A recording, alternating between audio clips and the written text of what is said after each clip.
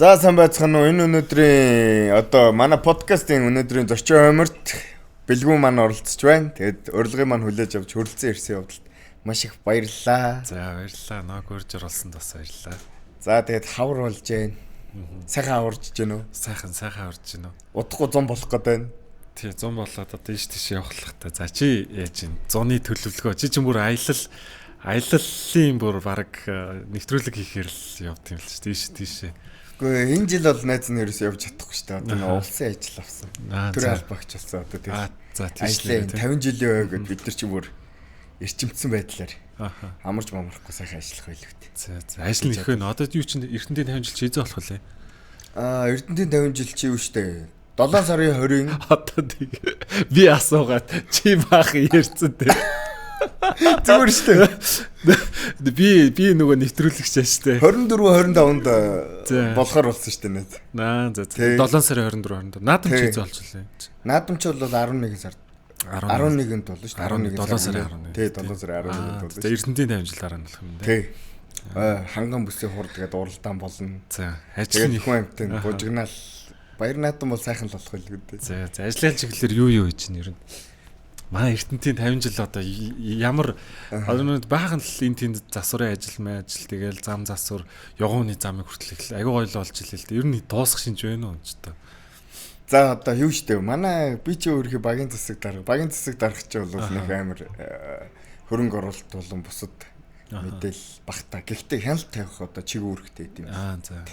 За тэгээд 50 жилийн бүтээн байгуулалтууд бол зөндөл одоо аймаг санаачилж хийж байгаа шүү дээ. Аймаг. Тэгээд аймагаас бол санаачилж байгаа зөндөө олон ажлууд байгаа юм билий. Тэгэл одоо харж лээ. Тий. Бид нар бол хараал байж шүү дээ. Оролцож чадахгүй юм чинь. За тэгээд бэлгүнээ маань одоо шууд хөтлөгч болоод надаас ингээд шууд эхний баахын асуултуудыг асуучлаа. Одоо би чамаас асуултаа асууя да. За одоо тэгээд хоёул өмнө нь ярьжсэн шүү дээ. За оюутан байж та одоо хаагур явж ийв гэж шууд асуучт юм уу? За олон газраар явж исэн гэл. Найз нь юу яжсан? Ер нь яг оюутан байх хугацаанд ер нь бол нөгөө анагаахын хүний хэмжээр төгссөн. Тэгээ ангаах чинь нэг 6 жил сурдаг. 6 жил сурж авах хугацаанд нөгөө айгүй их гадагшаа явжсан. Яг нөгөө оюутан гэдэг утгаар виз айгүй их сайн гардаг. Тэгээд ер нь Солонгос тэгэл Америк төрлөө явжсан. Солонгос явж байхад бол тэнцээ яг аяллаа визээр явсан мөртлөө яг ажил хийжсэн. Хамгийн анхны одоо гадагшаа явж исэн улс маань бол нөгөө Солонгос гэж тараад тэгээд тэнцээ очиод ажил хийгээд ер нь бол солонгосчууд бол хүнийг нөгөө айгүй их ажилуулж чаддаг тэрэн шигээ адилхан бас цалин мөнгөө ч гэсэн өгдөг. Дараа нь бол нэг Америк явжсэн. Америк руу бол яг нэг work and travel гэдэг визээр явжсэн болохоор тэр бол яг харьцангуй яг нэг ажлын виз болохоор харьцангуй одоо нэг ажлын цаанаасаа ч гэдэг юм уу те. Тэгээ айгу би дамар их гоё байсан. Тэр бол Америкт байх хугацаа бол хайхгүй шууд тий нэг ажлаа зуучлаад ингээ авцсан. Тэгэл очоод тэгээд яг тэр чинь нөгөө явахынхаа өмнө нөгөө хил мэлээ их сайн сурна. Тэгээд өөрөө бас нөгөө гол тэр нөгөө явж байгаа зорилго маань одоо англи хэлээ сайжруулах тий олон улсын одоо найзуудтай болох тэнцээ чинь бол нэг орсууд тэгээд өөр солонгос хятадууд гэл аягүй олон нөгөө улсаас очиж ажиллаж байгаа. Тэгээ тэнцээ нөгөө олон улсын найзууд өдөртэй болно. Тэгэл хамгийн гол нь бүгд ингээд хоорондоо англиар ярина. Тэгээ англи хэлийг сайжруулна. Stockholm's англи хэл гэдэг шиг. Тэр бол тэгээ нөгөө нэг яг онгоцны тийз тэгэл нөгөө нэг хөтөлбөрийн зардал гээл төлөөд явж байгаа мөртлөө тэгээ очиод тэндээ ажиллаад цалингаараа буцаа мөнгө олцдог болохоор тэр бол айгүй одоо зүгээр боломжийн хөтөлбөр. Яг зарим оюутнууд бол нөгөө ажиллагаасаа илүү нөгөө нэг аялах зугаалах нь ихтчингүүт нөгөө зардлаа олж чадахгүй ч гэдэг юм тий. Ерөнхий яг айгүй сайн ажиллах юм бол зардлаа айгүй сайн олдог. Буцаагаад нөгөө явсан зардлаа олоод сургалтын төлбөрийн тэрэ төлөөл тий. Тийм ажилладаг. Руу хэдэн цаг нисд юм бэ? Би дамжиж нисэн. Туркээр нисч болно. Одоо юугаар нисч болно? Хятадаар нисч болно. Солонгосоор нисч болно. Ер нь бол нэг тасралтгүй 12 цаг нисдээ шүү. Яа. Тэгэд тэнцээ чинь нэг 12 цагийн зүрхтэй. Очихоор яг нөгөө энэ ч шүн болол унтчих тийм ч өглөө болчихно гэсэн үг шүү. Тэгээд цагийн зөрөө гарах гэж бас нэлээд зомбирал дижиж бараг 7 хоног бас нэг айгүй хэцүү байна. Тэгэл яг хав цагийн зөрөө гарчвал ихгүй. Зарим хүмүүс чинь бараг онгоцондоо цагийн зөрөө гаргачихдаг хэлээд. Би бол ер нь л 7 хоног жижиг цагийн зөрөө гаргаад идэв шин. Чинь 3 ч явчихсан. 3 явж байхдаа тэгэл яв холгондоо л туршлагачаалаа. Тэгэл гадаад оюутнууд гэдсэн шүү дээ тий. Соёлын ялгаа их гарна. Соёлын ялгаа гарна. Яг хав Америк хүмүүс болохоор одоо ингээд хамгийн наад зах нь ингээд хаалга барьж өгдөг. Ингээд одоо яг Монгол гарч орсож байгаа. Монголд бас айгүй сайн хэрэгжиж байна. Намайг одоо анх явж байхад одоо тэр чин 3 дугаар курстэй явжлаа. Тэгээ явж байхад бол ингээд манай монголчууд ингээд араасаа ингээд хаалгаар нийтийн үйлчлэгийн газар ингээд гарч илээ гэж бодоод хаалга барих тийм соёл ах. Шууд ингээд өөрөө гараад шууд өөдөөс хаадаг. Америкт болохоор айгүй сайн одоо араас нь хүн байх юм бол ингээд хаалга барьж өгдөг. Бүр тийм нэг юм байдаг ш. Нэг хаалга барьсараад нэг өдөр өнгөрчдөг. Америкт ер нь баг худалч хүнд тийм баг ингээд айгүй сайн хаалга барьж өгдөг. Би биэндээ тийм соёлтой. Тэр нь их гоё. Одоо яг Монголд айгүй сайн тийм тэр соёлоос нутагшж ах шиг байна. Тийм. Энэ тийм хүмүүс айгүй хаалга барьж өгч шүү дээ. Чамд яг нэг юм жишээ байна уу? Одоо гадаад оюутантай ингээд харилцаан дээр юм нэг жоохон соёлын ялгааны зөрөө гарсан тий. Одоо Америкт ер нь бол юу яадаг Америк хүмүүс болохоор одоо Аз хүмүүс болохоор жишээлбэл ингээд хоол ундаач үт юм уу эсвэл одоо ямар нэг юм ингээд хоорондоо ингээд шеэрлж иддэг Аз хүмүүс бол одоо бид нар чинь тий голдоо юма тавьж байгаад ингээд иддэг тий. Ер нь ингээд тийм 4 хүний хоол 3 хүний хоол 2 хүний хоол ч гэдэм ингэж авдаг. Америк болохоор ихэвчлэн за яг би чинь дандаа л дундаж давхар хүмүүстэй шүү дээ. Гайгүй хүмүүс нь бол мэдэхгүй байна. Ер нь бол ихэвчлэн тийм фаст фудууд их иддэг. Одоо пицца, одоо бургер нь бол нөгөө интернэшнл хоол нь шүү дээ. Тэгээд тэнгуүтээ ерөөсөө тийм нөгөө одоо хоёлоо суужлаа гэж бодоод хоол идэхэр бол би бургерээ захиалал чинь хажууд идчихэв. Ерөөсөө бургерээ чамд талын нөгөн мөгөн чидэв тийм соёл байхгүй. Тамхи хувааж татахгүй одоо тийм. Одоо Солонгос бол жишээлбэл юу яадаг штэ. Одоо ингээ усаа ингээд дундаа ингээ уудгүй. Одоо бид нар чинь бол өстой нэрэ хамаа хамаагүй бараг л нөгөө нэг ундаага дундаа ягаал дотор нь göөх юм өхийн ингээ хөөлтэй тийм хүртлээд штэ. Багаас тий. Багаас юу болол Солонгост бол тийм байхгүй. Америкт болохоор бас хоол аваад идэх гэсэн юм байхгүй. Тэгээ яг өөрөө л хоол идэж чи үнэлж чинь үү яаж чинь би чам тал бүргэрээ өгнө мөгнө гэсэн юм байхгүй. Яг тийм соёлын ялгаа бол байна. За усуугач нэ. Эвэн тэтгэгч байгууллагууд Lemon Bakery, Aiko Churros, Идэр баялаг, Таны тавилга, Аз Лагшман. Би чамд нэг гоё жишээ ярил та. За.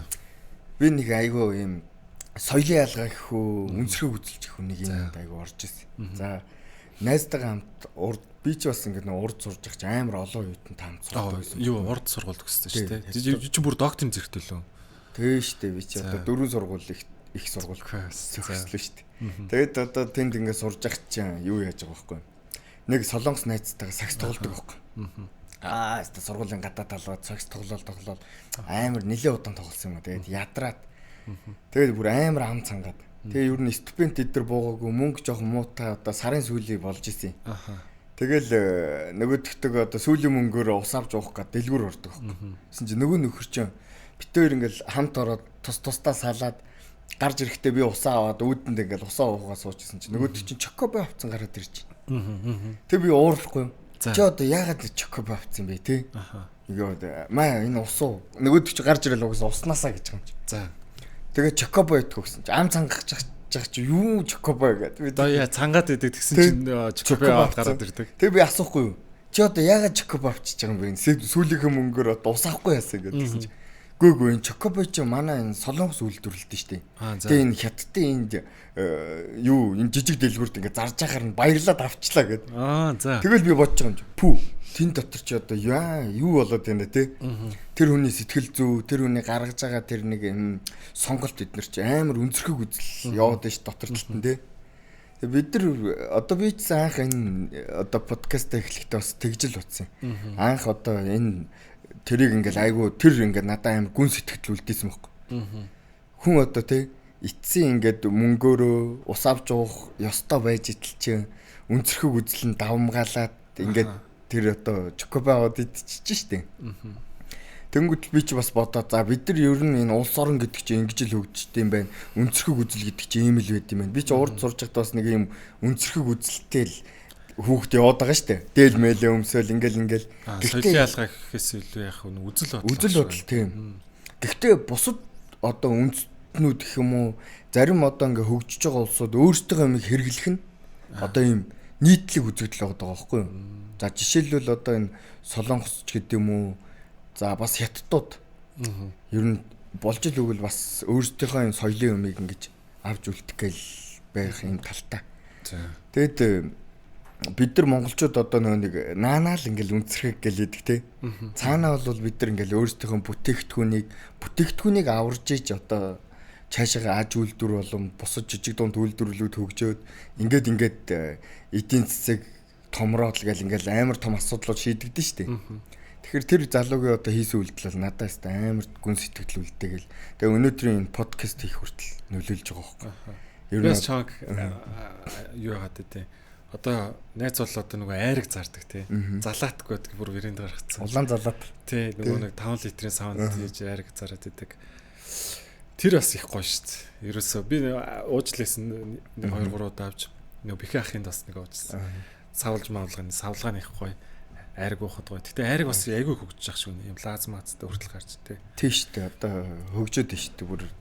Одоо гэтэ ер нь 5 литрийн тавьчихад бас хөөрхөн хэд хоног болж уучдсан шүү дээ. Тэгэл орой болгоныг уугаал.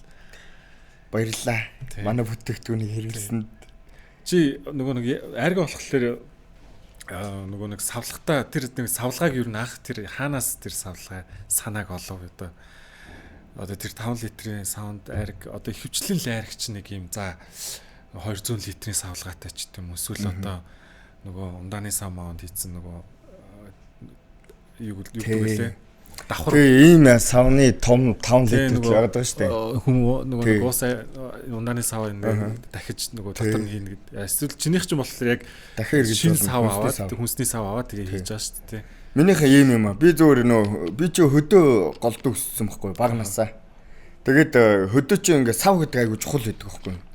Ер нь одоо бид нар чи ингээд хөдөөнөөс орж ирэхдээ баахан ийм пепсиний сав гэж хэлдэг шүү дээ. Пепсиний савнд ингээд юмаа сүүмүү хийгээл эмээ өвөө мань өгөөл явуулна шүү дээ. Тэгэл айл болгонд ингээд нэг жоохон сүү өгнө. Тэгэл айраг байвал ингээд жоохон өгнө. Тэгээ нөгөөдөлөө тараа энэ хийх гэл ингээд саваар нь ялгаал. Тэгээд ах дүүнэртэй ингээл өгдөг байхгүй юу? Өдөөнөөс ирэхээр. Тэгээ би чинь нөгөө нэг тэрийг айгу мэддэг. Энэ сав гэдэг чи дахин хэрэглэх ёстой гэдэг үүднээсээ. За манай надаас ингээ бүтээгдэхүүн хүн худалдаад авсан ч гэсэн доторх юм дуусчдаг юм байж. Тэгэхэд сав нь үлдэгтэй тий. Сав нь үлдээд дахиад тэрийг хүн хэрэглэе. Тэгээд хөдөөний хүмүүс бол бүр айгу гоё хэрэглэн тэр чинь ингээл угаагаал цэвэрлээ сүүнд дахиад усанд зөөх мөөх гэл ингээл тэр үүднээсээ ер нь бол бүтээгдэхүүн зарна гэдэг чинь зөвхөн энийг усыг зараад байгаа биш энэ өртгөн зөндөө бүх юмд орж байгаа шүү дээ. Энийг энд өртөг орсон байгаа, энд өртөг байгаа, цаасанд өртөг байгаа тий бүх юмд өртөг байгаа. Тээвэрлэлтэн тэгэл энэ бүгд нийлээд нэг үн гарч ирж байгаа шүү дээ. Би тэгээд нөө нэг бас бодж явдаг юм. Энд нэгэнт өртөг орж байгаа юм чинь зардал орж байгаа юм чинь энийг ерөөсөө дахиад хүнд хэрэглүүлэх нь айгүй зүйт юм байна. Гэж бодоод зөв гэдэг ба шүү дээ. Зөв хараа. Зөв. Гэж бодоод тэр савыг хайж олоод тэгэл айгу хүмүүс манай бүтээгдэхүүнийг авахдаа савнд нь бас их шохорхож авдсан шүү дээ. Хоёр сонголт байвал нь шүү дээ тий. Манайхыг аавна. Ягаад гэвэл сав нь дахин хэрглэж болд юм чи. Тэгэл одоо айргаа зарж байна уу? Одоо айраг бол одоо айраг дууссан уу? Одоо ч үйлрэл одоо л ирнэ шүү дээ. Тэгээд айраг чи ингэдэг байхгүй юу? Яг манайхын чи бол нэг жилийн турш бол хэргэлдэггүй ард юм. Айргийг бол ерөөсөө яг ийм баяр наадам зориулаад нэг хэсэг хэрэглэнэ. Одоо наадмаар нэг хэсэг хэрэглэнэ. За тэгээ намар ингээд урттай хэрглэж хагаад өвөл цагаан сараар их хэрэглэнэ. Айл болгоны одоо ширээн дээр айраг байж байгаа шүү дээ. Тэгэхээр бид нар чинь нөгөө нэг одоо намар авч дараал цагаан сараар л нэг хэсэг ингээд буужгнаал. Цагаан сар өнгөрчих юм бол айрыг ер нь зарагдахгүй. Тийм. Ер нь зарагдахгүй дээ. Тийм үү. Тий. Тэгэхээр цагаан сарын өмнө л айргаа зарж дуусгах ёстой. Тийм бизнес ихгүй юу? Би бол хаяа дэлгүүрт ороод ингээ айраг аваад уучмаар санагдаад байдаг шүү дээ. Тий. Одоо тэгээд бид нар нэг хөгжүүлэх хэрэгтэй л дээ. Тэгээд хөгжүүлэхийн тулд нөө зах зээл байх ёстой. Би ч нөө нэг айргаа зах зээл нь дуусчихна гэж хэлээд байгаа байхгүй. Хэрвээ зүгээр зах зээл байгаад хүмүүс хэрэглээд идэг гэсэн бол дэлгүүр дээр ингээл нийлүүлээд ээж болно л та. Тэгэхээр бид нар чинь бас айраг яг ингээд одоо л гоё болох гэдэг нь. Одоо ингээл нэг пям мяв шиг ингээл ийм саунд хийцэн ингээд шууд уугаал. Тэгээд айраг чи одоос бас судлагч чинь. Айраг брэнд гэдэг гарчихсан тий. Одоо л судлагдаад ирж байгаа японочууд судалж байгаа байхгүй юу? Тэгээд германчууд судалж байна. Дэлхийн одоо хамгийн эрүүл мэндийн супер газрууд л судлаа л. Тэгээд одоо ингээд яг хариунууд нь одооноос гараад байгаа юм. За жишээлбэл энэ айраг чи юу сайн ингээл уушгинд байд юм уу? Одоо тэгээд нөгөө тэмцээнд орж байгаа хүмүүс чинь хийж нөгөө айгүйх юу яагаад гэдэг л шүү дээ. Саам ам уул. Тий. Одоо нөө нэг саам бол хамгийн амар детокс үйлчлэгээ үзүүлж байгаа шүү дээ. Эргүүл одоо нөө нэг хүнийг хоргоожүүлэх үйлчлэгээний хамгийн супер хувилбар чинь ерөөсөө саам. Гүүний сүүл гэсэн үг. За.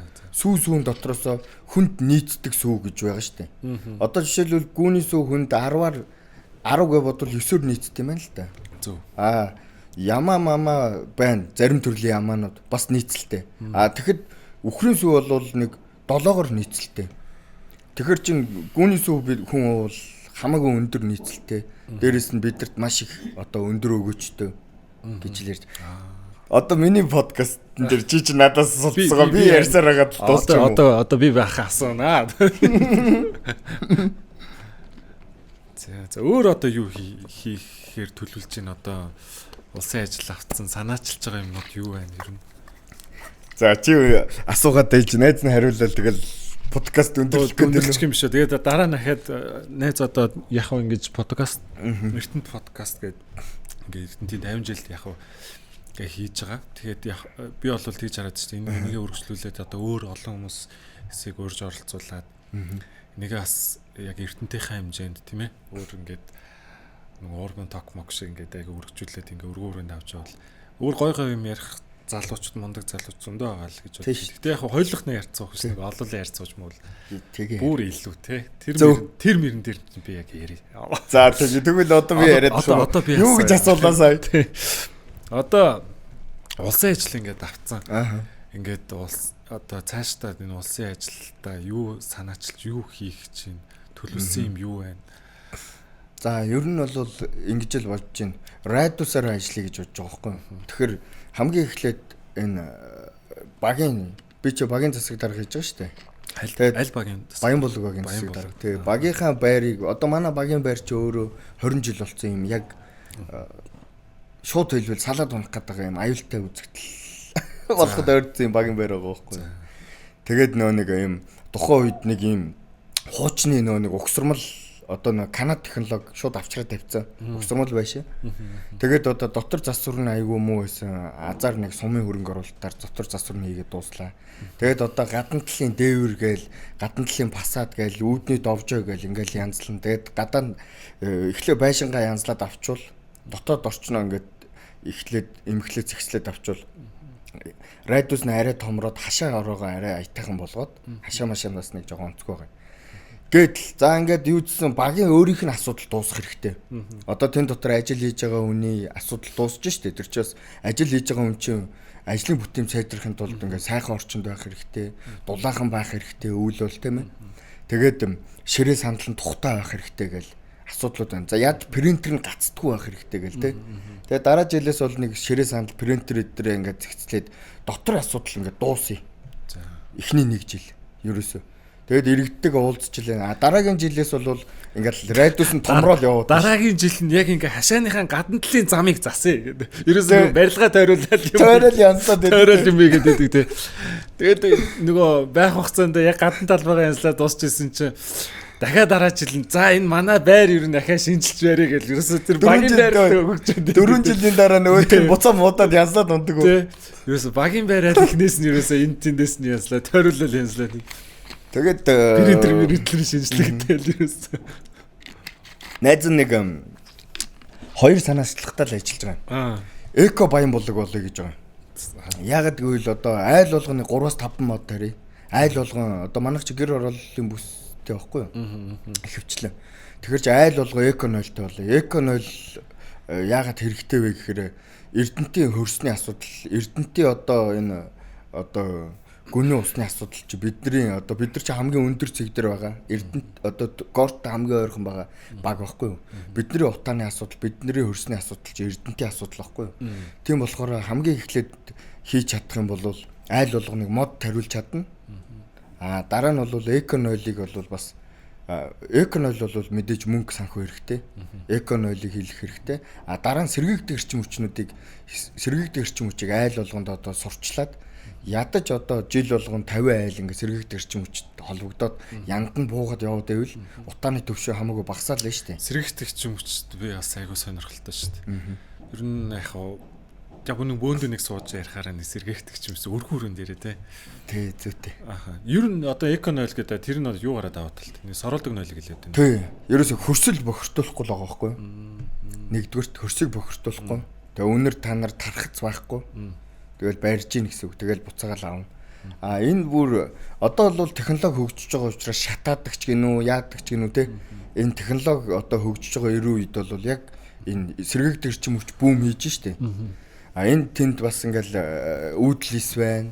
Хэмэл оюухан гээл амар салбарууд ингээл өндөр хөгжиж байна. Бид нар ч энийг дагаал явах хэрэгтэй байхгүй юу? Ер нь бол хөв хүн дагаад байна штэ. Тэгэд яг үгүй нийгмийн энэ дундаж бидний одоо нэг дийлэнх хүн ард түмэн маань одоо ингээд яг юм соргог бас одоо хүн цөөхөн штэ. Юмыг ингээл за ингээл гарч ийн энийг аваад хэргэлчээ гэдэг хүн бас ингээд цөөхөн байгаа. Тийм болохоор тэднэртэй заавал хэлэхээс нааш гэж байгаа байхгүй юу? Тэгээд багийн байрныхаа гадна талд багаал ахад баг руугаа орчин. Багийн байрны гадна талд ингээ сэргийгдэх эрчим хүчээр санаачлаа багийн хөгжөөлөдөг. Багийн байраа эхэлж одоо сэргийгдэх эрчим хүчт холбоё гэж байгаа энэ жил. За. Тий. Эвэн тэтгэгч байгууллагууд Lemon Bakery, Aiko Цэврус, Идэр баялаг, таны тавилга, Аз Лакшман. Мичид Электро гэдэг компани 20 сая төгрөгийн хандив үзүүлж байгаа. Тэгээд хажуу талдаа нэг гэр бариад гэрийг яаж дулаахан өвлжүүлдгийг нь харуулад нөгөө хүмүүс ирээд үзэн штэ. Тэгээд одоо тэндээс технологи, санхүүгээ, хаан банкны хүн сууж ингээл ажлуудыг бол хийх төлөвлөгөөнүүд гарчаал явж л байгаа. Ер нь одоо эрдэнтийн хэмжээнд зүгээр яг айл өрх тос бүрдээ гэхээс илүү ер нь тийм эрдэнттэй тийм сэргийгдэх хүчин мөчээр одоо яасан тийм цогц тийм төвч юм зохицолбор ч юм барих боломж байд юм. За тэрийг бол өстой найз нь мэдхгүй л байна. Одоо нэг энэ булган Эрдэнэт булган дулааны цахилгаан станц энэ аймаг байна. Тэгээд манай дээр нэг ийм орон даяар бол нэг ийм юм явж байгаа юм билээ. Бичил станцууд гэх тээ. Аймаг болгон дээр нэг хэд хэдэн аймгийг сонгож аваад одоо ийм 100 кВт ч гэдэг юм уу те тэдэн кВт-ийн ийм бичил станцууд бариад улс руу тогоо нийлүүлнэ гэж байгаа байхгүй юу? Тэр болохоор тог үйлдвэрлэдэг одоо ийм юу одоо компани гэсэн үг шүү дээ. Нарны одоо хавтангаар тог үйлдвэрлээд улс руугаа нийлүүлнэ гэдэг ийм одоо зорилготой. Тий. Тэнгүүтэл чи манай Эрдэнэтэд Мичид Электрогийн захирал залуутай уулзахад бол манай Эрдэнэтэд байгаа гэсэн.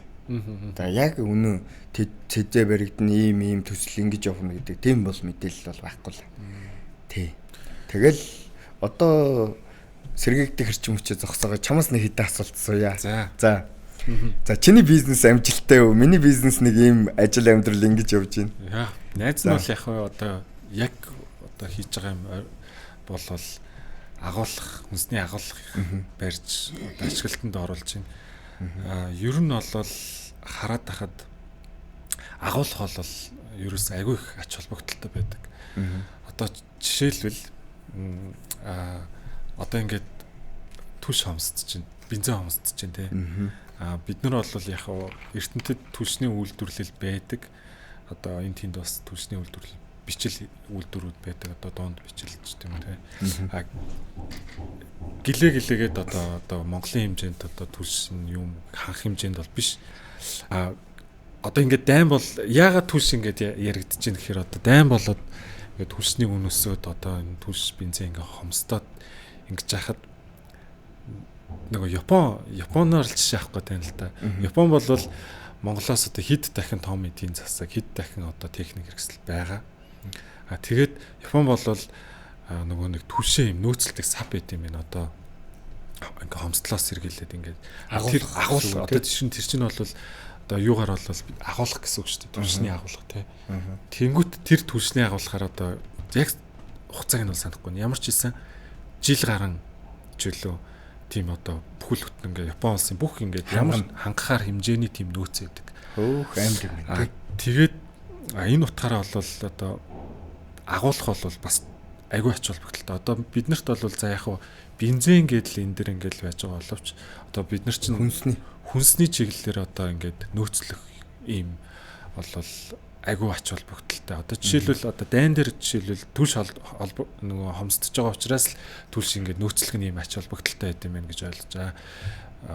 Өөр одоо юу гэдэг будаа, тариа, өөр одоо манайх чинь тос гэл орлуулагддаггүй тийм хүнснүүд биш шүү дээ. Энэ бүгдийг ингээд нөөцлөх бол стратегийн хувьд бол маш их ач холбогдолтой.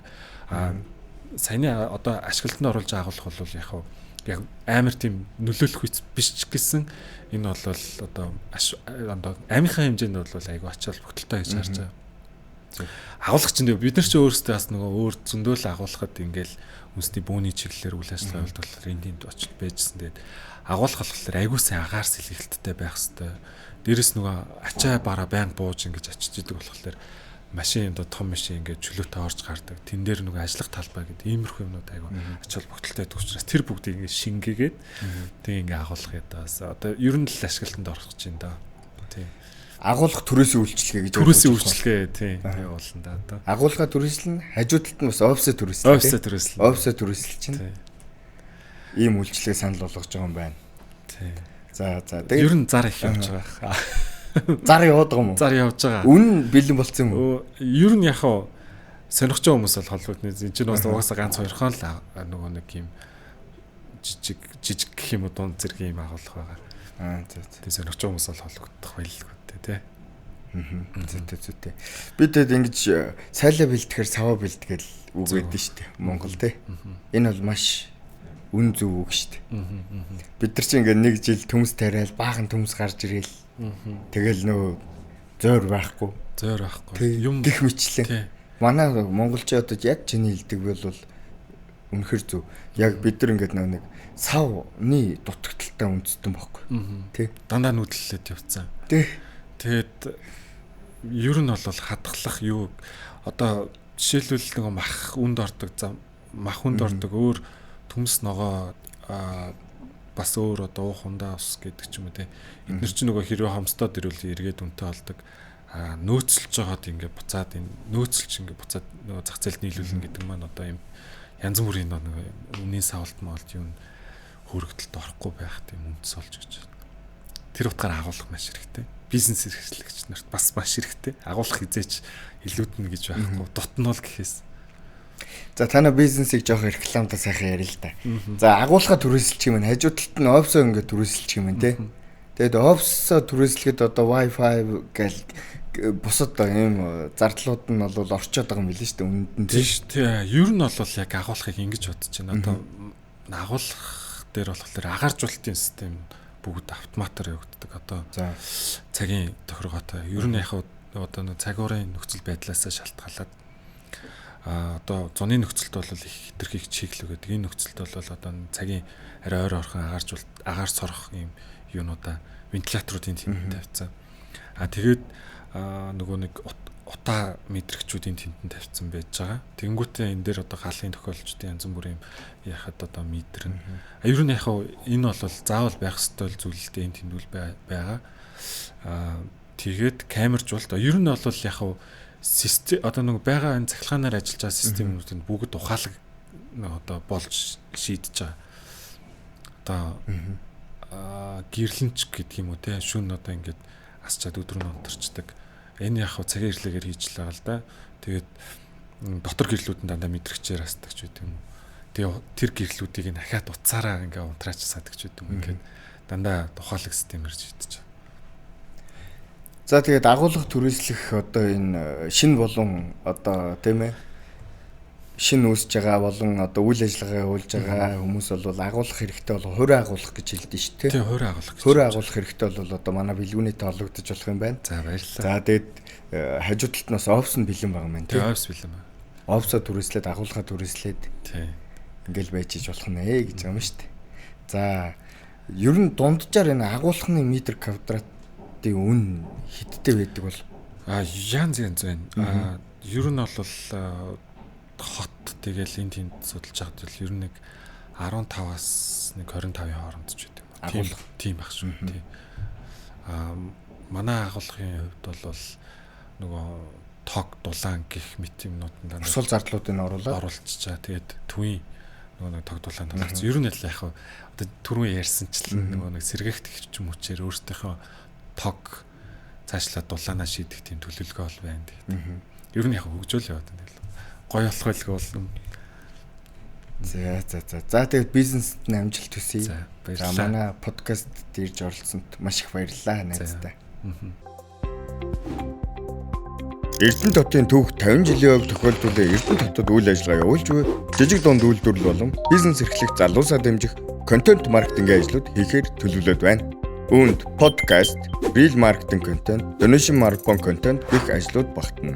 Энэхүү танд санал болгож буй 3 контентыг та 600,000 төгрөг ба түүнээс дээш төгрөгөөр дэмжлэг үзүүлж ирээдүйн болсон хүүхдүүдтэй хөрөнгө оруулалт хийж бидний санаачилсан. Нэгдсэн эмнэлгийн дэргэдэх хүүхдийн тасагт эрчим дэмжлэгээний хэсэгт таньдуулах 20 сая төгрөгийн аянд нэгдэх юм. Ингэснээр та Эрдэнэт 50 жил миний онцлог 50 залуу подкаст нэвтрүүлэгт оролцох мөн танд 200,000 төгрөгийн гарын бэлэг үлдэх болно. Эрдэнэт хотын ирээдүйн болсон хүүхдүүдтэй эрүүл мэндэд нь бодит хөрөнгө оруулалт хийх, таны бизнес real marketing контенттой болох, donation marathon контенттой болох, Эрдэнэтийн залуус 50 ивент арга хэмжээнд урилгаар оролцох боломжийг эрхэм Эрдэнэт хотын иргэн бизнес эрхлэгч танд санал болгож байгаадаа баяртай байна.